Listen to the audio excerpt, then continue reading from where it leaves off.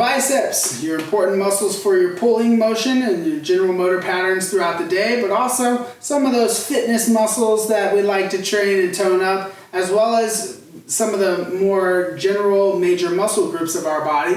So we're going to train it in elbow flexion, bilaterally and unilaterally. Rice is going to start with that band on both feet and palms up toward her head. Again, this gets to the point with bands that you may want to have a cloth or a set of gloves for your training. Let's get started here. This will be rep 1. And she's going elbow flexion and extension. That's pretty much all we're doing here. She sets up in her good standing posture so that nothing else is moving, so that she can isolate those upper arm muscles, primarily pulling up against that resistance with the front of her arm, the biceps. There's definitely some forearm work going on here and definitely some shoulder stabilization work going on here. Going for 12 repetitions. And as things get more intense, if it becomes a heart rate flush, you make sure you can exhale with exertion. Whenever you're really tightening that muscle, you're exhaling, and then as you're releasing that tension, you're inhaling. Exhale with exertion. Make sure we keep our core tight. On number 10, 2 more left. This one really starts to become evident in fatigue over time.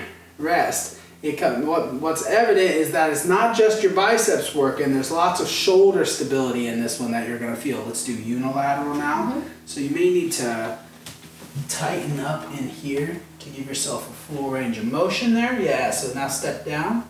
All right. Now she's able to get a fuller curl. Is that all right? A little bit less. A little bit less is good. Okay. Here we go. Round 2, unilateral. Starting with the right arm.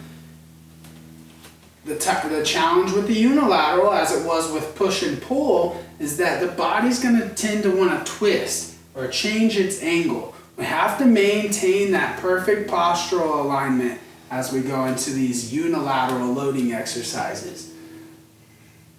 It's also a challenge because the angle of the band isn't perfectly triangular or rectangular here. It gives you a slightly different positioning. Good job. On this next one, I'll have you turn and face toward me. The technique is good. The next set, I'm sorry. Technique is good. Good tight squeeze. And you can see she's not releasing tension and trying to swing her arm up from the bottom. She's maintaining tension the whole time. Keeping that core tight. Number 12. No. And release slowly. Turn toward me to do this one here. Give you a little help here. There we go. Round 2 on the left side this time. Left side, usually, if it's your non-dominant hand, it's going to come with a little extra stability challenge and coordination challenge. There's 1 and 2. So from here we can see how I'm keeping her upper arm essentially horizontal the entire time. We don't want that arm shifting forward and back and engaging more shoulder blade muscles or compensating to try to wiggle out of the anchorage, the leverage that we're using this band to overload right through that bicep. Forearm again gets a little bit of squeeze. Don't release all the way to the bottom. Keep some tension there. There you go. Good. And shoulder blade stays compact and down and in the whole time. Squeeze to the top, release smooth to the bottom, right back to the top.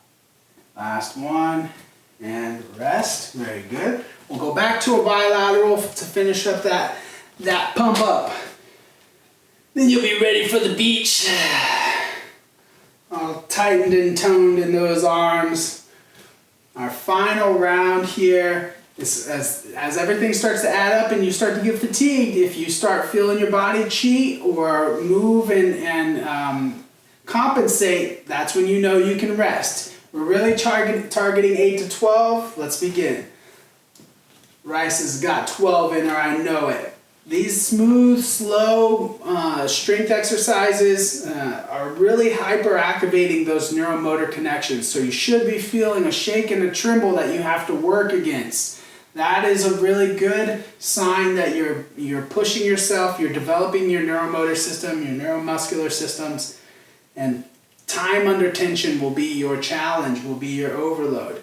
As you become safe in that neural connection and it stops shaking and trembling, you become more confident coordination-wise, then we'll start to find different ways to challenge your overload and progressively add a little bit more resistance here and there.